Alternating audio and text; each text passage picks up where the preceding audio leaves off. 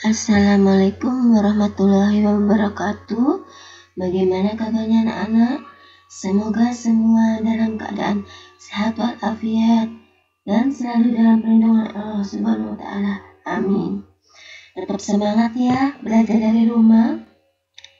Pada pertemuan kali ini kita akan membahas tentang pembelajaran 5 dan 6. Nah, dalam pembelajaran 5 dan 6 ini tujuannya untuk pembelajaran 5. Yang pertama, siswa bisa menceritakan keragaman sosial dan budaya provinsi setempat. Yang kedua, mempraktekkan gerak dasar tari. Yang mempraktekkan gerak dasar tari ini tidak perlu kita pelajari ya, kita skip saja. Nah, yang pertama menceritakan keragaman sosial dan budaya provinsi setempat. Nah, kalian sepatutnya sebagai warga negara Indonesia, sebagai generasi penerus bangsa, harus memiliki rasa kebanggaan, rasa bangga sebagai anak bangsa Indonesia. Kalian juga harus mengenal kekhasan bangsa Indonesia. Apa sih yang menjadi ciri khas bangsa Indonesia sehingga bisa terkenal sampai luar negeri. Nah, ini Indonesia itu memiliki kekhasan, yaitu seperti kebinekaan, kekayaan alamnya, dan keramah tamahan warganya. Ya. Nah, di sini apa sih manfaat adanya keragaman sosial dan budaya di Indonesia? Nah, yang pertama, agar bisa menarik para wisatawan asing. Yang kedua, memberikan pendapatan bagi negara melalui devisa pariwisata.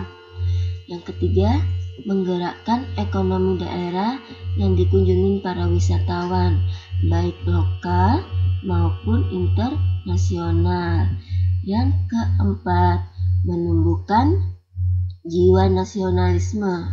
Nah, kenapa sih kita kok harus menumbuhkan jiwa nasionalisme? Karena jiwa nasionalisme itu merupakan identitas bangsa Indonesia di mata internasional. Ya. Yang kelima, sebagai sumber ilmu pengetahuan bagi dunia. Yang keenam, untuk mempererat tali persatuan dan kesatuan. Selanjutnya, langsung ke pembelajaran 6 ya. Karena pembelajaran kedua kita skip, jadi langsung kita ke pembelajaran 6. Apa sih tujuan pembelajaran 6 ini? Nah, yang pertama, kita agar bisa membuat rencana kegiatan tentang persatuan dan kesatuan. Yang kedua, agar bisa membuat peta pikiran dari isi teks. Nah, yang pertama, membuat rencana kegiatan tentang persatuan dan kesatuan. Nah, ini tujuannya. Tujuannya apa sih kita harus membuat rencana kegiatan terlebih dahulu? Nah, tujuannya agar kegiatan yang akan kita lakukan itu memiliki tujuan yang jelas dan dapat dipertanggungjawabkan. Jadi harus dirancang dulu biar memiliki tujuan yang jelas. Nah, contohnya ini rencana kegiatan ya. Ini Bu Rita bikin contohnya, rencana kegiatannya. Ya, di sini Bu Rita kegiatannya, namanya kegiatannya Jumat Bersih. Ya, peserta kegiatannya misalkan satu kelas hanya 34 peserta. Tujuan kegiatannya yaitu membersihkan kelas dan lingkungan sekitar yang sudah terlihat kotor. Kegiatan yang akan dilakukan. Nah, apa saja sih kegiatan yang akan dilakukan dalam kegiatan itu? Nah, misalkan menyapu kelas, mengepel dan membersihkan kaca, dan lain-lain. Nah, ini bentuk kerjasama yang dilakukan apa bentuknya? Misalkan ada pembagian tim untuk yang menyapu kelas itu berapa anak, yang mengepel kelas berapa anak, yang membersihkan kaca berapa anak. Ini bentuk kerjasamanya. Jadi kesimpulannya apa dari rencana kegiatan ini? Nah, kesimpulannya agar kegiatan yang